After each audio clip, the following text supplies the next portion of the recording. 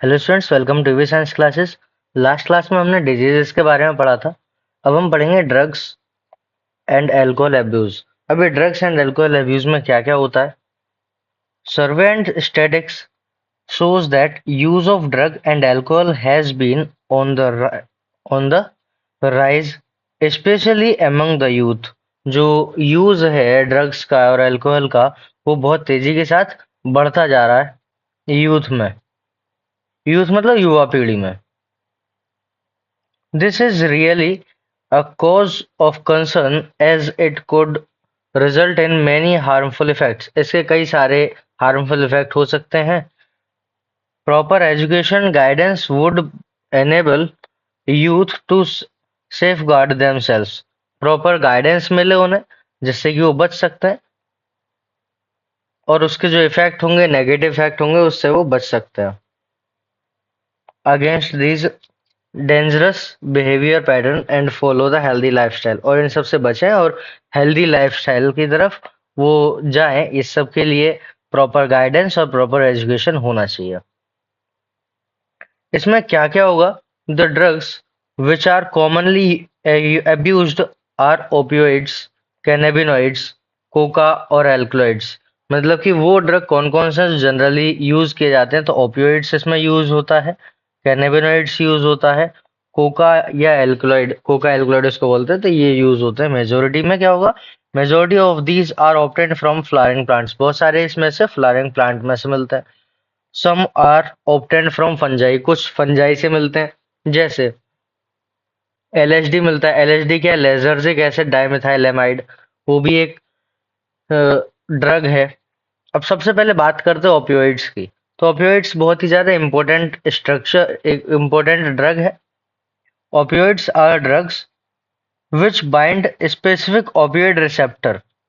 अब ये रिसेप्टर कहाँ है, ये रिसेप्टर सेंट्रल नर्वस सिस्टम में है और गैस्ट्रोइंटेस्टाइनल ट्रैक्ट में है। इंपॉर्टेंट पॉइंट है कि ओपियोइड के लिए जो रिसेप्टर्स होते हैं वो सेंट्रल नर्वस सिस्टम में होते हैं और गैस्ट्रोइंटेस्टाइनल ट्रैक्ट में होते हैं। ओपियोइड्स में कौन कौन आता है, तो हेरोइन आती है। हेरोइन को कॉमनली स्मैक बोलते हैं। इंपॉर्टेंट पॉइंट है, याद रखना है। हेरोइन को कॉमनली स्मैक बोल देते हैं। और इसको केमिकली देखेंगे तो ये है क्या, डाइएसिटाइल मॉर्फिन है। हेरोइन को स्मैक कहते हैं और है क्या, ये डाइएसिटाइल मॉर्फिन है।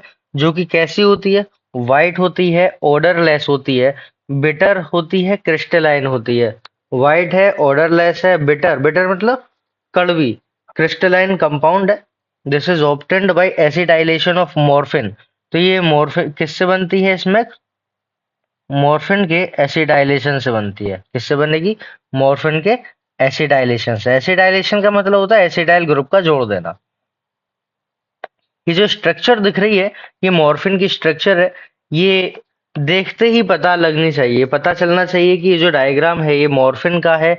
ये जो डायग्राम है ओपियम पॉपी का है। डायग्राम किसका है, ओपियम पॉपी का है, मतलब पॉपी प्लांट है ये। पेपरवर सोमेनिफेरम इसको बोलते हैं। Which is extracted from the latex of Poppy plant. Poppy plant का जो लेटेक्स होता है उससे इसको एक्सट्रैक्ट किया जाता है। किसको, ये जो मॉर्फिन है, मॉर्फिन को पॉपी प्लांट के लेटेक्स से एक्सट्रैक्ट किया जाता है। इंपॉर्टेंट पॉइंट है, याद रखना है।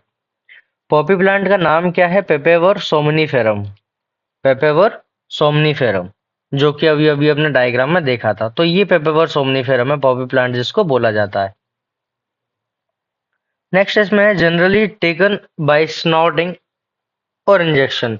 स्नॉटिंग के द्वारा, स्नॉटिंग का मतलब होता है कि जो पाउडर फॉर्म में है उसको नोज के द्वारा इनहेल किया जाएगा, तो स्नॉटिंग हो गया। इंजेक्शन के द्वारा भी इसको लिया जाता है। हेरोइन इज डिप्रेजेंट, हेरोइन जो है वो डिप्रेजेंट है। Slow down the body function, क्या करेगा, हेरोइन एक डिप्रेजेंट की तरह काम करता है जो कि बॉडी फंक्शन को स्लो डाउन कर देगा। अब डिप्रेजेंट क्या होंगे, डिप्रेजेंट वो होते हैं जो कि ब्रेन की फंक्शनिंग को भी स्लो डाउन कर देते हैं। सेंट्रल नर्वस सिस्टम की फंक्शनिंग को स्लो डाउन कर देंगे तो body function automatically slow down हो जाएगा।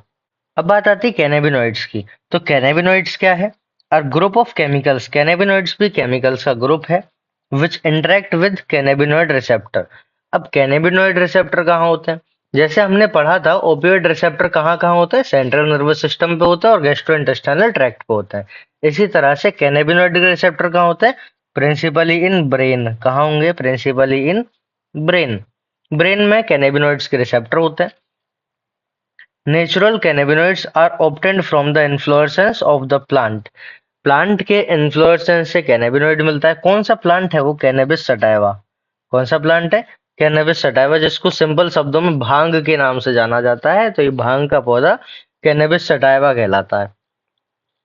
अब इस पौधे के अलग अलग हिस्से होते हैं। अलग अलग हिस्से में क्या क्या है, फ्लावर टॉप होता है, लीव होती है, रेजिन होता है। इन सबसे अलग अलग कंपोनेंट मिलते हैं, जैसे मैरिजुआना, हैशिश, चरस, गांजा। मैरिजुआना, हैशिश, चरस, गांजा, ये सब इसके अलग अलग पार्ट से ऑब्टेन किए जाते हैं या मिलते हैं। जनरली टेकन बाय इनहेलेशन और ओरल इंगेशन। इनहेलेशन या ओरल इंगेशन के द्वारा या इंजेशन के द्वारा इसको लिया जाता है, oral ingestion. These are known for their effect on cardiovascular system of the body. Body पे जो बॉडी के कार्डियोवैस्कुलर सिस्टम पे इसका इफेक्ट देखा जाता है, जिस कारण से ये जाने जाते हैं। ये जो स्ट्रक्चर दिख रही है, ये स्ट्रक्चर इंपॉर्टेंट है। ये स्ट्रक्चर कैनाबिनॉइड की है। जैसा कि हमने देखा था, ये स्ट्रक्चर किसकी है, मॉर्फिन की है। ये बॉबी प्लांट है। इसके डायग्राम इंपॉर्टेंट है। ये कौन है, कैनबिस सटाइवा, जिसको भांग कहते हैं। ये स्ट्रक्चर किसकी है, ये स्ट्रक्चर कैनाबिनॉइड मॉलिक्यूल की है। अब कैनाबिनॉइड मॉलिक्यूल का इफेक्ट किस पे देखते हैं, कार्डियोवैस्कुलर सिस्टम पे इफेक्ट दिखता है। इसके रिसेप्टर कहाँ होते हैं, तो इसके रिसेप्टर ब्रेन में होते हैं। अब नेक्स्ट है कोका एल्कलॉइड। कोका एल्कलॉइड या कोकीन। कोका एल्कलॉइड या cocaine obtain from the Coca plant. क्या नाम है प्लांट का, एरिथ्रोजाइलम कोका। प्लांट का नाम है एरिथ्रोजाइलम कोका। और ये जो एरिथ्रोजाइलम कोका है, ये साउथ अमेरिका का नेटिव है। मतलब ये मूलतः कहाँ पाया जाएगा, ये साउथ अमेरिका में पाया जाता है। It interfere with the transportation of transport of neurotransmitters। Neurotransmitter कौन सा, डोपामिन।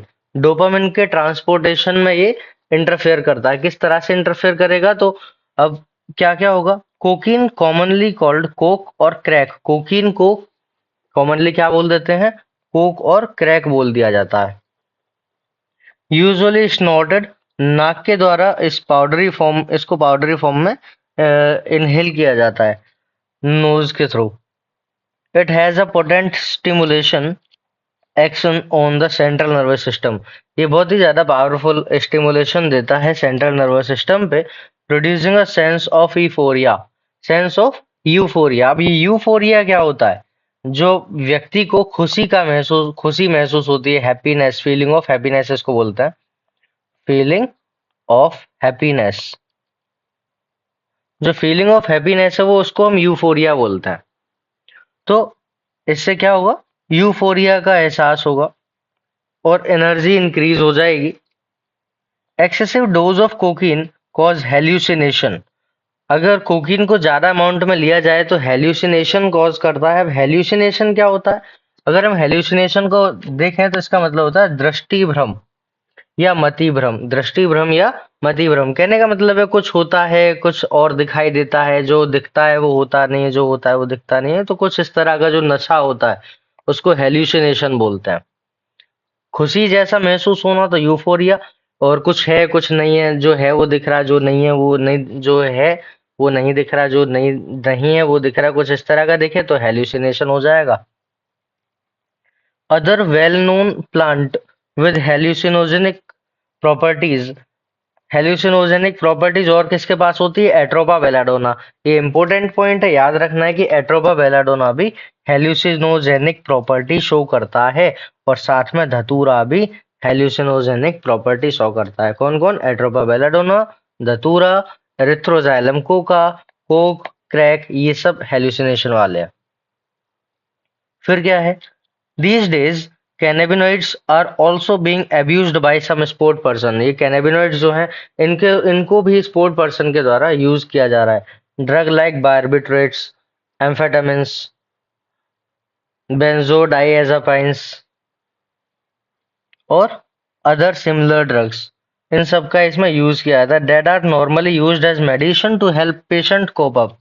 पेशेंट की रिकवरी के लिए इसको मेडिसिन के रूप में यूज किया जाता है। किस किस पेशेंट को दिया जाता है? तो मेंटल इलनेस वाले पेशेंट को, जो दिमागी रूप से या मानसिक रूप से परेशान होता है, उसको दिया जाता है। मानसिक रूप से परेशान जैसे कि डिप्रेशन हो गया, इंसोम्निया हो गया। डिप्रेशन तो जानते ही हैं सभी। इंसोम्निया क्या होता है? इंसोम्निया में स्लीपलेस, लैक ऑफ स्लीप, मतलब कह सकते हैं नींद ना आना। जो नींद ना आने वाली कंडीशन है वो इंसोम्निया कहलाता है।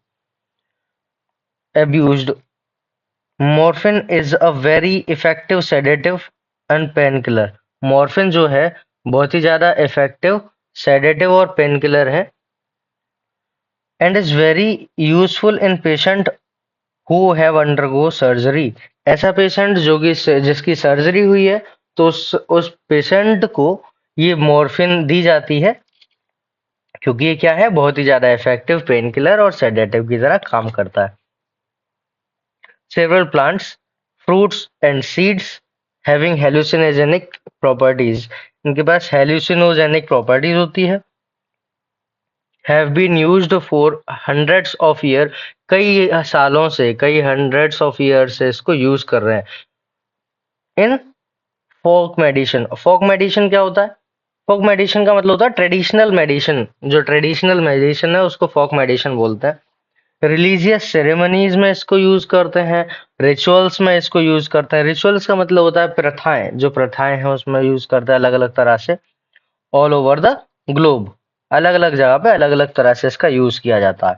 When these are taken for a purpose other than medicinal use और in amount frequency that impair one's physical और physiological और psychological functions, it constitute drug abuse. मतलब कहने का ये है कि ये जो कंपोनेंट्स थे, इनको अगर थोड़ी अमाउंट में, लिमिटेड अमाउंट में लिया जाएगा तो ये फायदा देंगे, अगर इन्हीं को ज्यादा अमाउंट में लिया जाएगा तो ये ड्रग की तरह से बिहेव करते हैं, जो कि फिजियोलॉजिकल, फिजिकल, साइकोलॉजिकल फंक्शन पे इम्पैक्ट डालता है।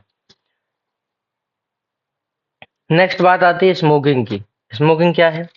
Smoking also pave the way to hard drug. अब smoking also pave the way to hard drug, ये सिंपल सा ये लाइन ऐसा कहना चाह रही है कि जैसे कोई व्यक्ति मान लो एक सिगरेट पी रहा है, तो उसको कुछ समय बाद एक सिगरेट से कोई असर नहीं होगा, वो ज्यादा पीने लगेगा, फिर और ज्यादा पीने लगेगा। मतलब लालच की तरह से कुछ ये कहना चाहती है line.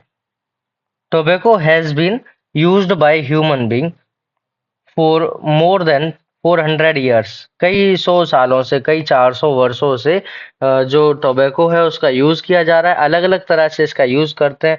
It is smoked, smoke भी किया जाता है, इसको चबाया भी जाता है, स्नफ स्नफिंग में भी काम आता है। Tobacco contains large number of chemical substances. Tobacco के पास बहुत सारे केमिकल सब्सटेंसेस होते हैं, जैसे कि निकोटिन होता है, एल्कलॉइड होता है। निकोटिन जो होता है वो एड्रेनल ग्लैंड को स्टिमुलेट करता है। अब निकोटिन जब एड्रेनल ग्लैंड को स्टिमुलेट करेगा तो एड्रेनल ग्लैंड क्या करेगा? एड्रेनलिन रिलीज करेगा। निकोटिन ने एड्रेनल ग्लैंड को एक्टिवेट किया, एड्रेनल ग्लैंड ने एड्रेनलिन रिलीज किया और नॉर एड्रेनलिन रिलीज किया। अब ये जो एड्रेनलिन और नॉर एड्रेनलिन है, इसको एपिनेफ्रिन और नॉर एपिनेफ्रिन भी बोलते हैं। तो ये क्या करेगा? ब्लड सर्कुलेशन में रिलीज कर दिया। अब ब्लड सर्कुलेशन में रिलीज कर दिया तो क्या होगा? ब्लड प्रेशर बढ़ा देगा। ब्लड प्रेशर बढ़ा देगा, हार्ट रेट बढ़ा देगा।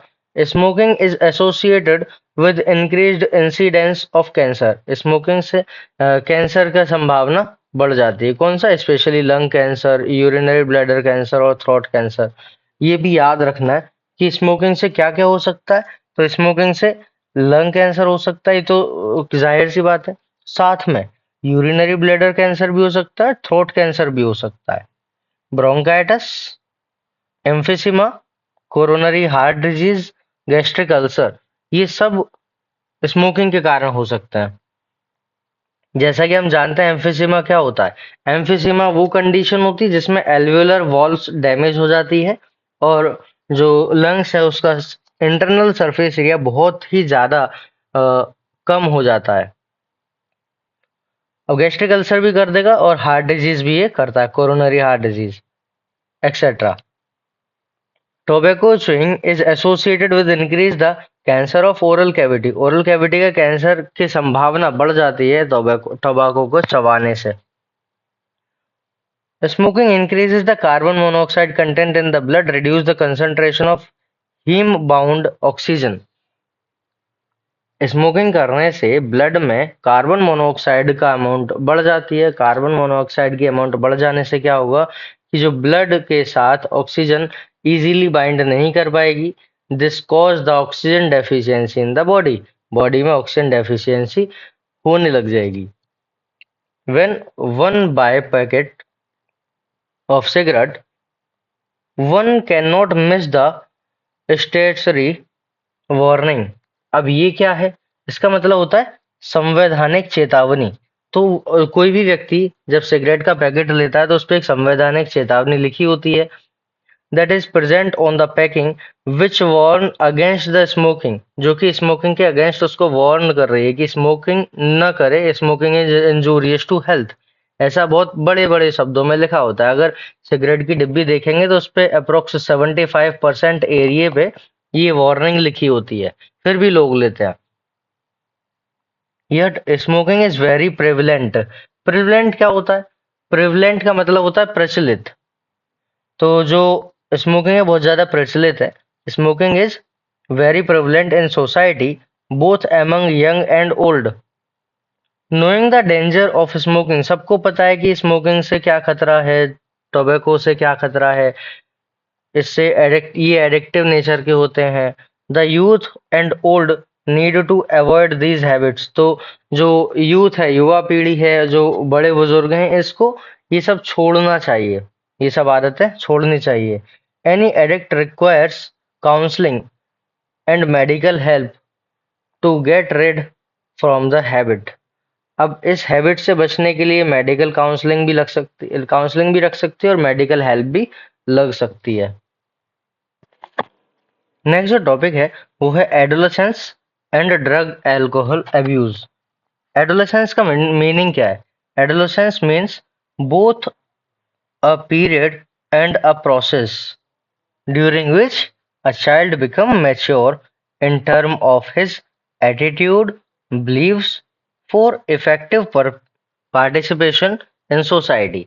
मतलब एडोलेसेंस का मतलब है कि वो धीरे धीरे मैच्योर होने लगेगा। जो चाइल्ड है वो मैच्योर होने लगेगा और उसके एटीट्यूड, उसके बिलीव और इफेक्टिव पार्टिसिपेशन जो है सोसाइटी में वो दिखने लगेंगे। तो वो पीरियड या वो प्रोसेस एडोलेसेंस कहलाती है।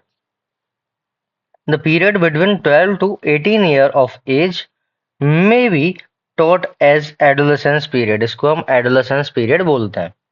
In other word, adolescence is a bridge linking childhood and adulthood। मतलब बचपन से और एडल्टहुड के बीच का जो ब्रिज है उसको हम एडोलेसेंस बोलते हैं। एडोलेसेंस अगर सिंपल शब्दों में कहें तो एक ऐसी स्टेज है जहाँ पे वो मेच्योरिटी को गेन करता है और नई नई चीजें सीख सकता है, तो वहां पे उसको ध्यान रखना पड़ेगा। अब इसमें आगे वही बताया गया है। Adolescence is accompanied by several biological and behavioral changes। Biological changes तो होते ही हैं, साथ में behavioral changes भी होते हैं। Adolescence thus is very vulnerable। Vulnerable का मतलब होता है बहुत ही ज्यादा नाजुक हिस्सा, बहुत ही ज्यादा नाजुक हिस्सा ये जीवन का होता है। Vulnerable phase of mental and psychological development of an individual। Curiosity need for adventure and excitement. इस उम्र में क्या होगा? एडवेंचर करने का शौक आएगा, एक्साइटमेंट रहेगी, एक्सपेरिमेंटेशन देख मतलब कि सारी चीजें करने की इच्छा होगी। Constitute common cause which motivate youngster towards the drug and alcohol use. अब ये सब जो है उसको यंगस्टर्स को ड्रग और एल्कोहल यूज करने के लिए मोटिवेट करता है। A child's natural curiosity motivate him और हर टू एक्सपेरिमेंट। अब ये सारी चीजें ट्राई करना चाहता है कि जो जैसे सिगरेट है तो उसको ट्राई करना है, या अल्कोहल है तो उसको ट्राई करना है, कैसा लगेगा, ये सभी जो क्यूरियोसिटी है, इसके चलते ये सब ट्राई मोटिवेशन मिलता है उसको इस सब करने का। This is complicated further by effect that might be perceived as benefit. वो इसमें अपना फायदा देखता है जो कि नुकसानदायक हो सकती है, कॉम्प्लिकेट हो सकती है। ऑफ बेनिफिट किस किस के? Benefit of alcohol drug use. Thus, the first use of drug or alcohol may be out of curiosity or experimentation। जब पहली बार वो ड्रग या अल्कोहल इनटेक करेगा या यूज करेगा तो वो एक्सपेरिमेंटेशन था उसका, लेकिन बाद में क्या होगा, धीरे धीरे उसकी आदत पड़ जाएगी। But later child start using these two escape facing problem. अब उसको छोड़ने में बहुत ज्यादा प्रॉब्लम होने लगी, जैसे जैसे वो स्टार्ट कर देगा फिर उसको छोड़ने में प्रॉब्लम होगी क्योंकि वो उसकी आदत लग चुकी होगी। of late stress from of late stress from pressures to excel and in academics or examinations has played a significant role in persuading the youngsters to try alcohol and drug। मतलब कि थोड़ा भी प्रेशर आ रहा है या थोड़ा भी tension हो रही है तो उन सब से बचने के लिए ये अल्कोहल का और ड्रग्स का यूज करने लगेंगे। अब the perception among the youth that it is cool or progressive to smoke, use drugs or alcohol is also an in a way a major cause of youth start these habit। मतलब कि इसको cigarette पीना, शराब पीना, alcohol intake करना ये सबको cool लगता है, तो इसीलिए ये सब इसका यूज करने लगते हैं। Television, movies, newspaper, internet also help to promote this perception. ये परसेप्शन को बनाने के लिए इसमें न्यूज़पेपर्स, मूवीज का, टेलीविजन का, इंटरनेट का भी बहुत बड़ा रोल है।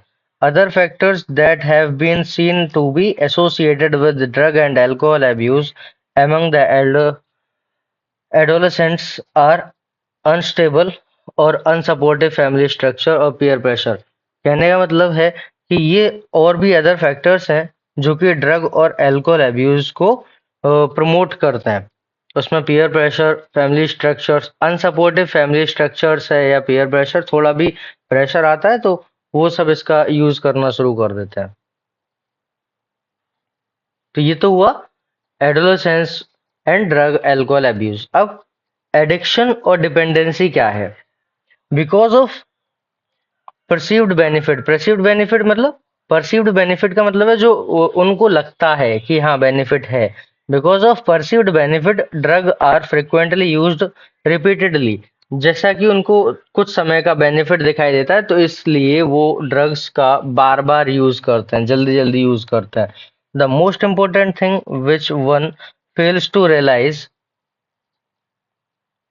is that is the inherent addictive nature of the alcohol and drug. जो ड्रग और अल्कोहल हैं ये एडिक्टिव होते हैं नेचर में। Addiction is psychological attachment to the certain effect. अब सर्टेन इफेक्ट जैसे जो अल्कोहल और ड्रग का यूज करने के बाद यूफोरिया महसूस होगा। यूफोरिया का अभी अभी हमने देखा था, खुशी का महसूस होना, हैप्पीनेस फील होना, तो वो यूफोरिया होता है। और temporary feeling of well being associated with drug and alcohol. अब ये अच्छा महसूस होना ये एक साइकोलॉजिकल अटैचमेंट होता है जो कि एडिक्टिव बनाता है इन सब चीजों को। These drive people to take them even when these are not needed. ये जब भी इसका इनटेक करते हैं जब इनको जरूरत भी नहीं होती, और even when their use become self destructive, ये खुद को भी नुकसान पहुंचाएगा तभी भी उसका यूज करते हैं। जैसा कि सबको पता होता है शराब से लीवर खराब हो जाता है और बहुत सारी कई सारी बीमारियां होती हैं, फिर भी उसका इनटेक करते हैं। दूसरा स्मोकिंग, स्मोकिंग से सबको पता है जैसे लंग कैंसर और ये सब कैंसर बहुत सारे अभी अभी हमने पढ़े थे, तो फिर भी उसका यूज करते हैं। With repeated use of drug the tolerance level of the receptors present in our body increases. मतलब कि जितना ज्यादा अमाउंट में इसका यूज करेंगे तो जो रिसेप्टर्स का टॉलरेंस लेवल है वो बढ़ता चला जाएगा। मतलब कि फिर थोड़े से ड्रग से कुछ असर नहीं होगा। मतलब जैसे कोई एग्जाम्पल के लिए 4 पैक पीता था, तो अब 12 पीता रहेगा कई दिन तक, तो उसको 4 पैक कुछ असर नहीं करेंगे। फिर उसको ज्यादा अमाउंट बढ़ानी पड़ेगी, तब उसको असर करेगा। तो इस तरह से अमाउंट बढ़ाते जाएंगे, बढ़ाते जाएंगे। Consequently, the receptors respond only to higher dose of drug or alcohol, leading to the greater intake and addiction। मतलब कि अब उसको क्या करना पड़ेगा, ज्यादा अमाउंट में इनटेक करना पड़ेगा, क्योंकि उसके जो रिसेप्टर्स हैं वो ज्यादा अमाउंट पे ही काम करेंगे। However, it should be clearly borne in mind that use these drugs even once can be forerunner to addiction. Thus, the addictive potential of the drug pull the user into vicious circle, leading to regular use from which he or she may not be able to get out। मतलब कि इसका regular use करना एक ऐसे circle में उसको भेज देगा जहां पे वो फिर डेली उसको इनटेक करने लगेगा, और फिर वो कभी बाहर नहीं आ पाएगा। In the absence of any guidance or counseling, the person get addicted and become dependent on their use। जब पर्सन को गाइडेंस ना मिले, प्रॉपर काउंसलिंग ना मिले, तो वो पूरी तरह से डिपेंड होना शुरू हो जाएगा उस पे। Dependence Dependency is the tendency of the body to manifest a characteristic and unpleasant withdrawal syndrome। कहने का मतलब है, ये जो डिपेंडेंसी है कुछ इस तरह से होगी कि जब वो छोड़ना भी चाहेगा, तो छोड़ने से उसको बहुत सारे अपोजिट इफेक्ट दिखाई देंगे बॉडी में, जिसको हम विड्रॉल सिंड्रोम बोलते हैं। विड्रॉल सिंड्रोम क्या होता है कि जैसे कोई, मान लो कोई बहुत ज्यादा शराब पीता था और उसको अचानक से न दी जाए तो वो परेशान हो जाएगा। कई सारी चीजें उसको महसूस होंगी, जैसे एंजाइटी शेकनेस, नोजिया, स्वेटिंग, विच में relieved when use is resumed again. मतलब जब वो छुड़वाया जाएगा तो वो पैसे परेशान रहेगा, और वापस से उसको दे देंगे तो वो नॉर्मल हो जाएगा। In some cases withdrawal symptoms can be severe. Withdrawal symptoms बहुत ज्यादा सीवियर भी होते हैं, एंड इवन लाइफ थ्रेटनिंग। कभी कभी इतना भी होता है कि जान पे बात आ जाती है, मतलब कि इंसान की मृत्यु भी हो सकती है। इतने भी विड्रॉल सिंड्रोम देखने को मिलते हैं, लाइफ थ्रेटनिंग होता है। एंड द पर्सन में नीड मेडिकल सुपरविजन। फिर उस समय पे पर्सन को मेडिकल सुपरविजन की जरूरत पड़ जाती है। Dependency leads the patient to ignore all the social norms in order to get sufficient fund to satisfy his or her need। These result in many social adjustment problems। अब effect क्या क्या हो सकते हैं ड्रग और alcohol abuse के? तो कई सारे इफेक्ट्स होते हैं इसमें।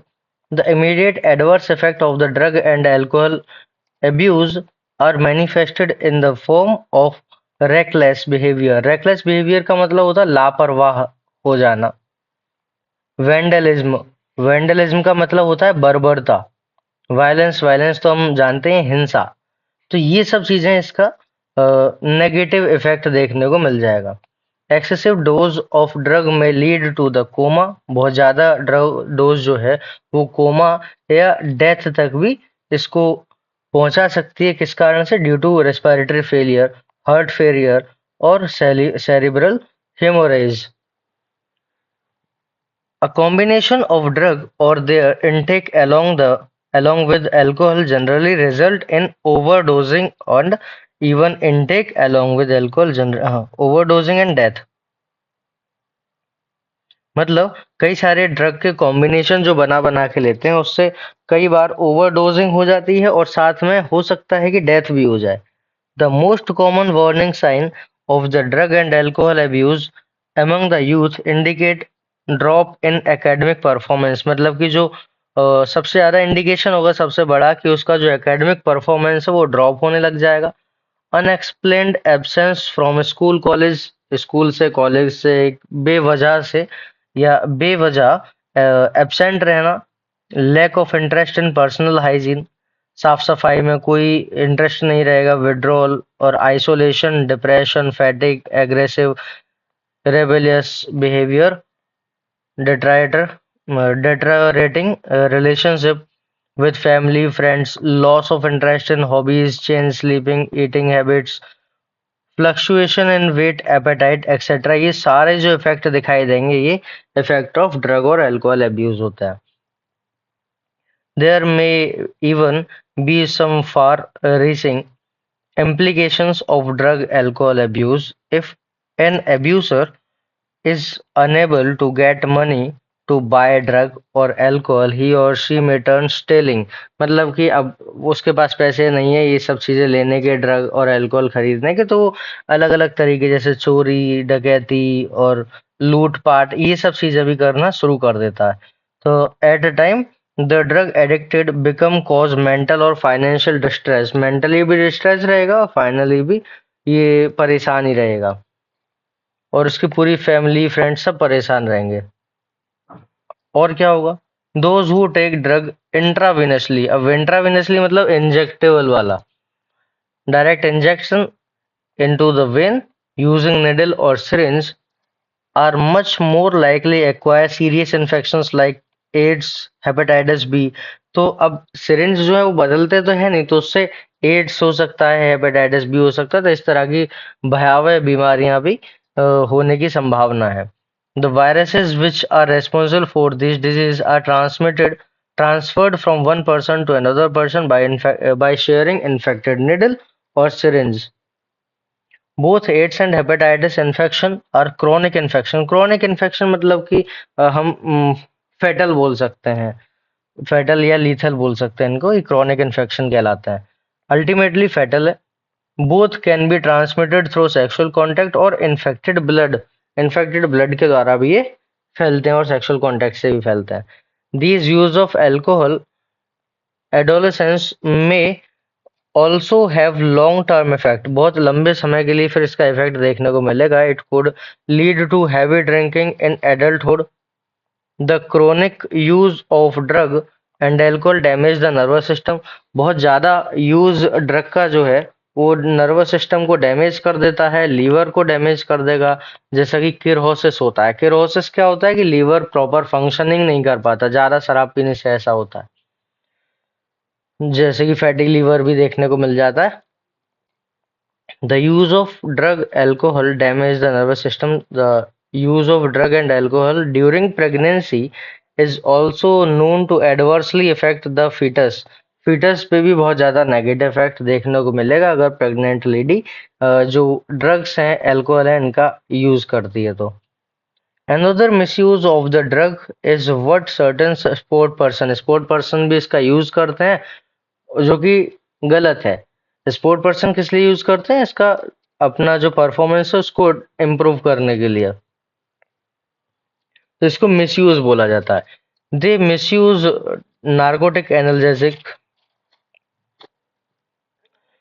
Anabolic steroids, diuretics and certain hormones in sport to increase the muscle strength. इन सब का यूज किया जाता है मसल स्ट्रेंथ बढ़ाने के लिए, and bulk and to promote the aggressiveness को बढ़ाने के लिए.